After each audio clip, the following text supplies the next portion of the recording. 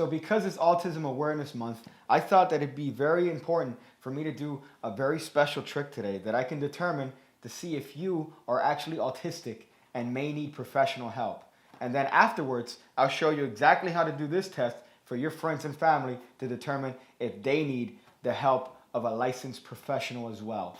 So for this, we're going to need this very special deck of cards that could be mixed and shuffled in whatever way you deem appropriate for your age group and or relative location. But before that, I'm actually going to need the help of two important people in this deck of cards. In a Buck Twins-like fashion, they will shoot out of the deck. Do you like the Buck Twins? You do? Well, you're fucking retarded. So I'm going to find the two jokers in a very special and extraordinary way. There you go. I hope you enjoyed that display of my skill and cunning. My next objective will be for you to have a card selected. Now, because you're not here, I have already made the choice for you.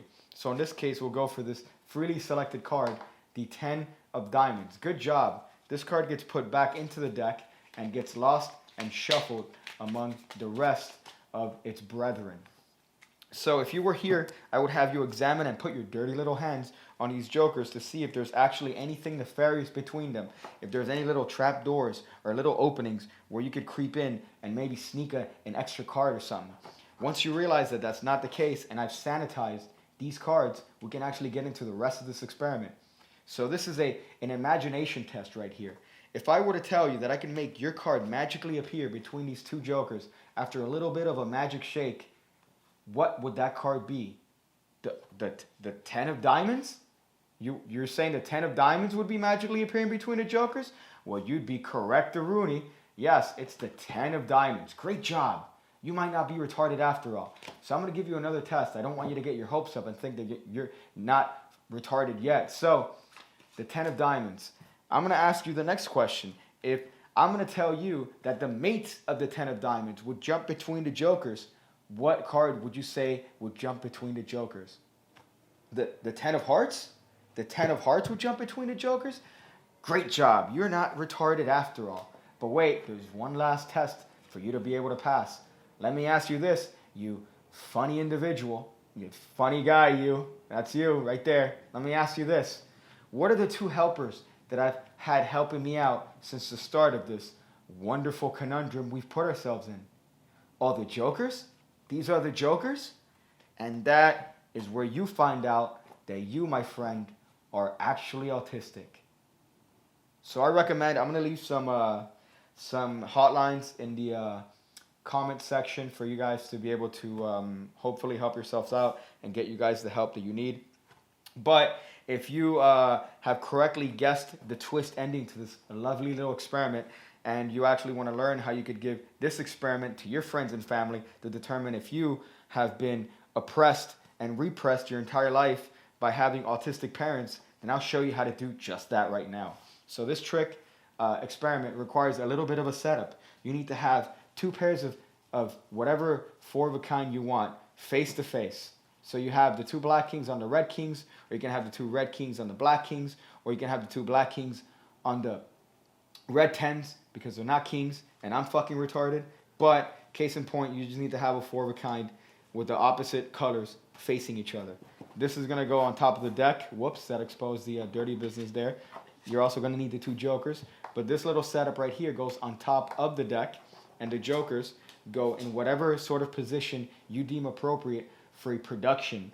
So you start off this trick by false shuffling the deck and giving a little bit of a speech here. You tell them that there's going to be a test that they're going to determine if they need some sort of institutionalized help, and you produce the jokers saying that they're going to help you out. So you can do this in whatever way you deem appropriate. You could even give the deck a little bit of a false shuffle and then show the two jokers, and that should be enough to rattle their little insignificant brains. So these jokers are cast off to the side, and your next task is to force the top card. So in this case, you could do whatever force you want. You could do a riffle force if you like that sort of ASMR right there. Let me get that next to the microphone. I'm sure you're liking that sound. But you can get some sort of ASMR action if you do this riffle force. Or you can do the preferred force of all PigCakes around the planet, which is the Gary Ouellet force. Gary Ouellet. Okay, my Canadian peeps tell me how to pronounce that correctly. Of which case I won't, because fuck you guys. Fucking weird names. So you have a break above the 10 of spades as you cut it into the middle. There's a little pinky break right there for you. And you're going to spread the cards and offer the spectator to select any card they want. However, as they do this, you're going to spread to the break and transfer that break. Instead of being above the 10 of spades, that break is going to be below the 10 of spades, because you're going to perform the touch force right now. Right now we're in a situation where the spectator has touched the card and it's out-jogged towards them. You have a pinky break right below the 10.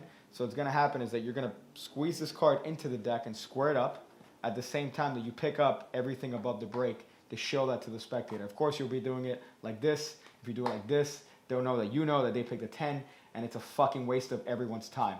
But if you time this correctly and have the spectator pick up a card, you square up the deck, reestablishing the break. You squeeze this in as you lift everything above the break. It's a very nice force, and it seems to be very fair. So I spread back to the break and make sure that the break is now above the 10, so that when you do a false shuffle, you control that 10 to the top of the deck along with the rest of your little lovely setup here. So you give the jokers to the spectators to examine, and while they're examining this, you're going to do a very sneaky action. You're going to riffle up to the first 10 that you see, and at this point, what you're going to do is that you're just going to briefly, I'm not going to say lift everything up, because then you might have a keen, eagle-eyed spectator notice that there's a card that's facing the wrong fucking direction, and hey, maybe the autism test is being done on you. So what you're going to do is that you're going to slide the top card, which is their card, on top of this face-up card, and put this other two cards on top.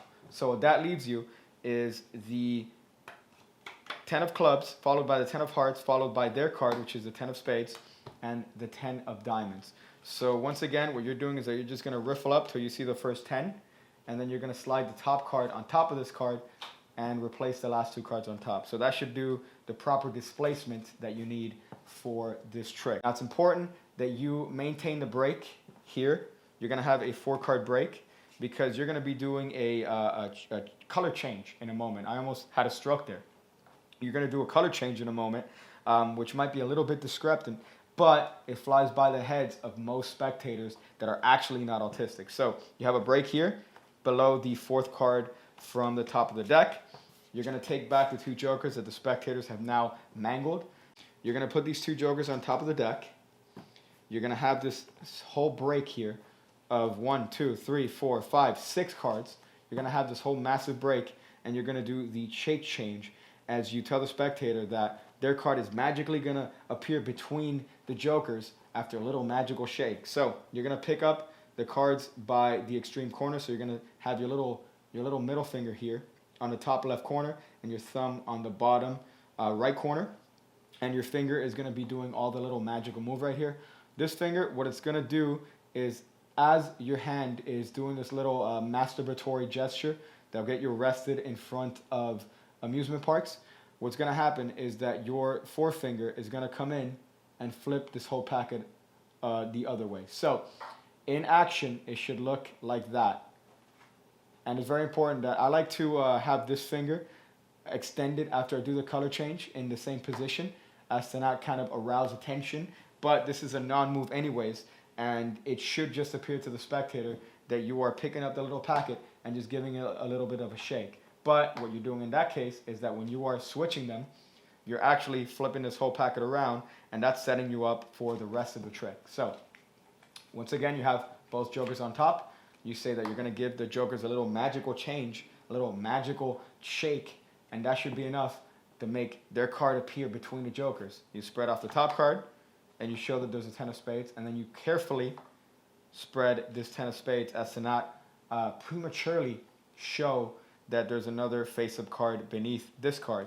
To them, they think that these are the 2 jokers, when in fact, these are actually the other 2 10s, so that when you spread them, you say, oh, look, your card has magically appeared between both of the jokers. So you're going to thumb off this card as this hand kills the deck. because if not, you're going to show them this card, and it's going to be a waste of everyone's time. So you spread up this card, you spread up their card, and say, good job in naming that card correctly. Then you're going to spread off this card over here at the same time that you turn your wrist face down as to not expose that other 10 of clubs.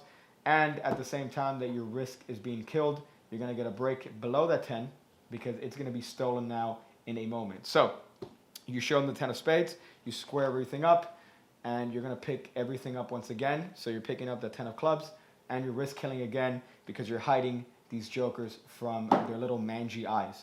So this goes face down, this gets put in your pocket, this goes wherever it is that you deem appropriate. And now the packet is as follows. You have the face down opposite color 10, you have their card, you have the other opposite color 10, and you have the mate of the card that they picked. So you grab this in your right hand, you peel off the top card, you peel off the next card, and say, good job. Now I'm going to give you the second part of the test. The second part of the test is going to be to name the other mates of the card that they picked. Let's say they say the 10 of clubs, which hopefully would be the appropriate response in this case. What you're going to do is that you're going to just use your little left thumb here to push that card over to the side and reveal the 10 of clubs. So that has a little bit of a, you could do it as you touch the 10, which has a little bit of a little magical moment, because you want to establish as many magical moments with the spectators as you possibly can. God damn. All right, so you touch the spectator there. You touch the card the spectator has touched and reveal the 10 of clubs as the mate of the card. So this is the second little punch in the trick. And then the next punch comes when you ask them to tell you what the cards are that you used from the start of the trick. They're, of course, going to say jokers, in which case you do exactly what Jerry Andrews would have recommended at this point and say, you're fucking wrong, and show them that they were wrong as fuck in saying that they're the jokers, and they should feel extremely bad about it. So you show the 10s, and everyone has a wondrous day. Yes, you're left a little bit dirty here because you have two face-up jokers.